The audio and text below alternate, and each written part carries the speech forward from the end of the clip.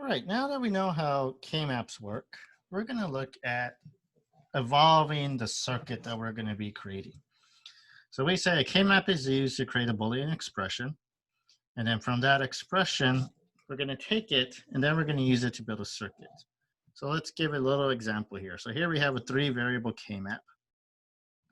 This variable K-map is, let me go ahead and erase a few items and I'll draw them back in. We have this K-map here. We have ones. We needed to solve it. Solving it was we grouped pairs together. So I grouped this red pair. That red pair was A bar C. I had this purple term that wrapped around. The wrapping around of that ended up being A C bar. And then I had a choice on 2 options to select the remaining one. I decided to go ahead and do a vertical selection, and I got to A bar. Okay, now that we have this circuit, we kind of see, okay, what is this circuit made out of? It's made out of AND gates because this was a sum of product answer. So we have a couple of AND gates, we have a couple of NOT gates, and then we have an OR gate. So let's draw this out a little bit. So I draw out each term on its own. So I have the red term, which is A, going through a NOT gate to produce A bar and C. So at the end of that output, I got A bar C. Then I got this green AND gate. The green AND gate is A and B entering. So on the outside of that, I got AB. And then on the purple, I have A, and then I have C going through a NOT gate, so I get C bar. That's the AC bar.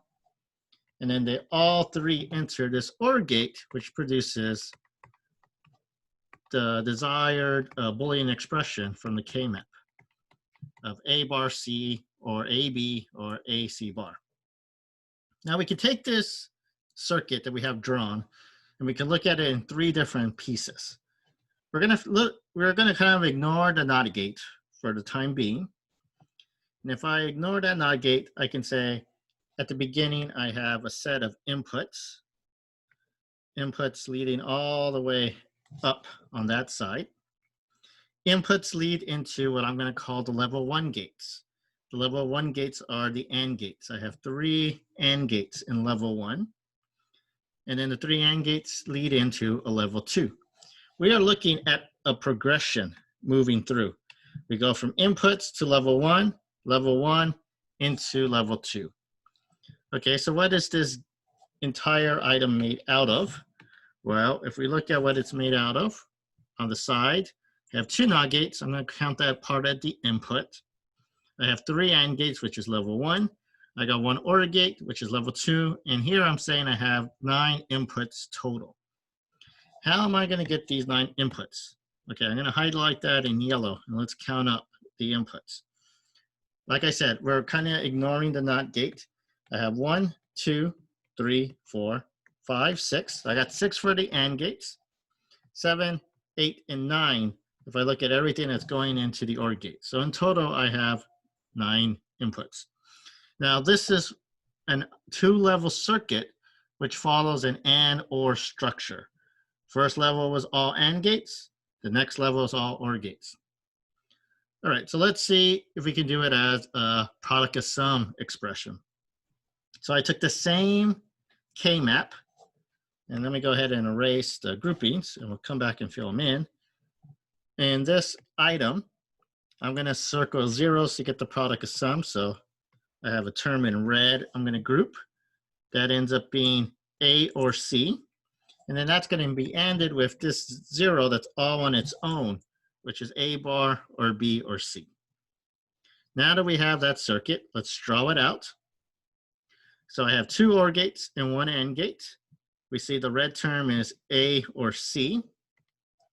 All right, so we got A or C. And then we got this blue term, which produces an A bar, a B, a C bar. So it's A bar or B or C bar. And then that gets fed into an AND gate, which produces my product of sums result. And if we look at this, again, it's a 2-level circuit. Inputs, start it. I'm going to include the NOT gates as part of that input. I go to level 1. Level 1 is an OR gate, 2 OR gates. The 2 OR gates feed into a level 2, which is an AND gate. So we said that is, I meant to highlight that. Let me switch over. That's the OR AND structure. You know, we're doing level, level 1 OR, level 2 AND. So what do we use in total? We use 2 AND gates, the A bar and the C bar. We have 2 OR gates, the one in red, the one in blue, 1 AND gate, the one in black, and then 7 inputs. How do we count the inputs again? Looking at items that enter in the OR and AND gates, 2 for red, 3 for blue, so that's 5, and then 2 for the AND gate. We have a total of 7 inputs. Now our circuits may evolve into be more than 2 levels. How could we get more than 2 levels? Well, sometimes we have pieces that are made from other circuits. We might be attaching onto them, or maybe the way our structure is going to be built is not as obvious to make a reduction. Maybe keeping it as a non-minimal is easier for us to understand. All right, so here I have stuff that's already highlighted. Okay, I'll leave it highlighted because it's a little bit difficult to delete. But we have this expression Z, which is three terms that we can kind of think about. I'll rewrite them on the side here. So we have an A, a B, or a C. That is ended with an A or B or C. And then those two results are ORed with a D. All right, so here we're going to see that it's going to take multiple levels, not just a single 2-level gate. This is a little bit more complex. And the way we're going to build it is we see how we're going to follow a structure. The other structures we saw, we went AND or AND. We're going to kind of keep the same method. Here, when we're going to first try to solve this, we see that this AB needs to be done first before anything else can be accomplished. Well, that leads to, level number 1. Let's solve that A and B. Okay, so we have level 1. It's that blue AND gate of A and B. Level 2 is going to be the OR gates, which I have highlighted in the green up here.